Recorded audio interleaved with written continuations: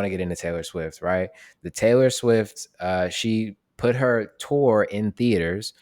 It's called the Eras Tour, and it did $100 million globally in ticket pre-sales, right? I'm going to read some of this article. Shout out Music Business Weekly. I mean, Music Business Worldwide. You know what I'm saying? Y'all are basically on the show every week. So, I'm going to shout y'all out. But I'm going to read some of this article.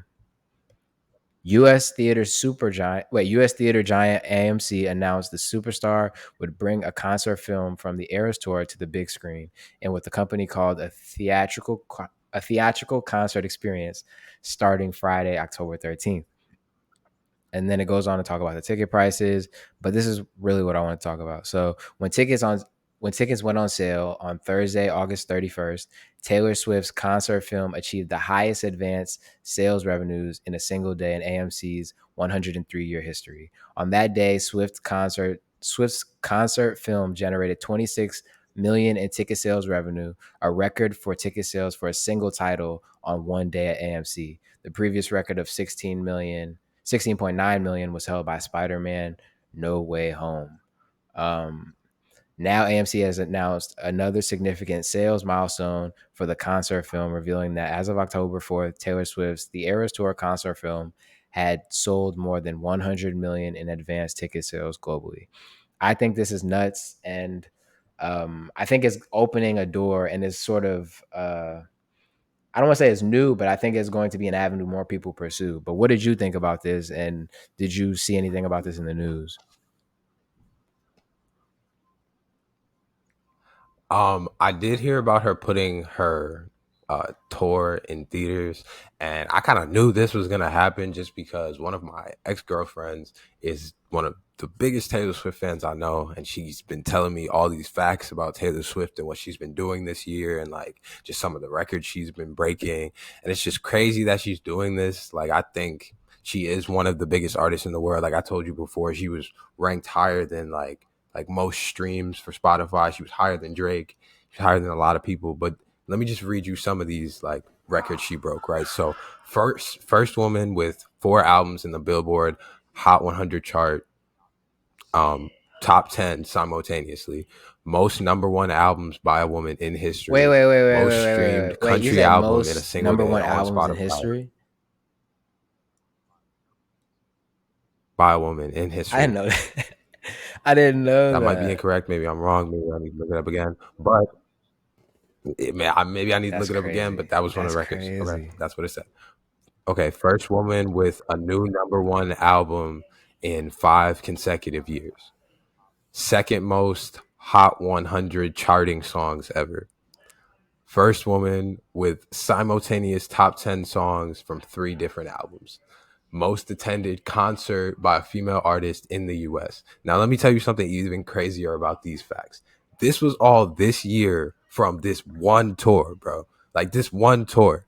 That's it. It was just from this one. And it's just crazy because she's not even putting out like new albums. She bought oh wait, I don't know if it was this year. Camera cut, whatever. But she bought back a lot of her music, and now she's re-putting out her old stuff and her old albums, which she's sprinkling in some new songs there. She's adding some new stuff, but those old albums are going number one. Like it's crazy. These are albums from 5, 10, even 15 years ago because she's been making music for that long. Like she's bigger than life, bro. Like Do she's just you bigger than life. I It's think crazy. Like it's absolutely I insane. think that part of this, well, I don't she didn't buy back her projects. That was the interesting part. She re-recorded everything because she essentially just redid the masters Oh because yeah. I think Scooter Braun and whatever company she was with Mm-hmm. prior, they own it. So if you re-record the songs and re-put them out, then you now have created a new master. And so she re-released them,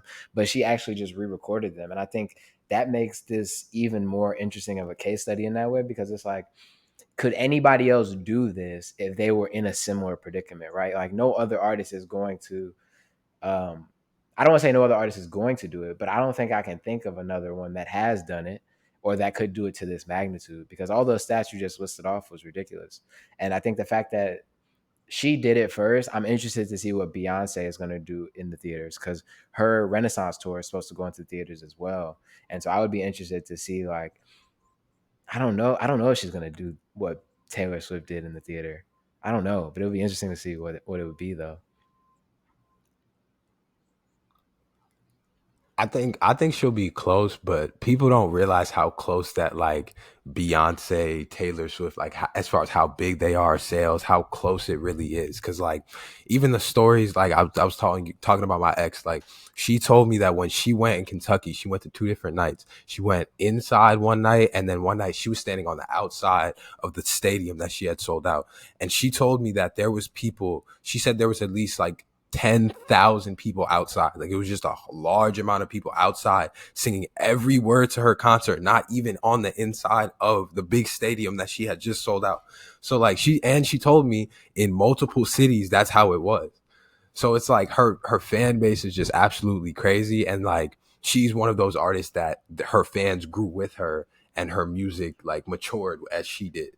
So like they just really resonate with what she says, and I can see it. I can see it, but it's I don't know how Beyonce is gonna do. I think her tour was it was a good tour. It was a big tour, and I think I'm excited to see what it does in theaters too. To be honest, because I think this is a new thing. Like even Russ doing his little Santiago movie, the short Yeah. film, I thought that was an interesting idea. But I definitely think this is a creative spin on Yeah, something you could do with your shows. I just find also thinking about these things just in relation to the music we listen to, it's like this is a whole world of people.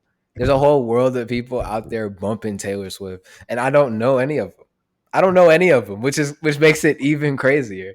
But yeah, I'm definitely gonna keep an eye on this because I think a lot more artists are just gonna have to be more creative with how they make money. You know what I'm saying? I feel like the people at the top sort of innovate and everybody follows. So Yeah. I don't think I think Russ was ahead of the time, ahead of the curve, but Russ, Taylor Swift, Beyonce, we're gonna see a lot of artists who have smaller audiences than that eventually get into that.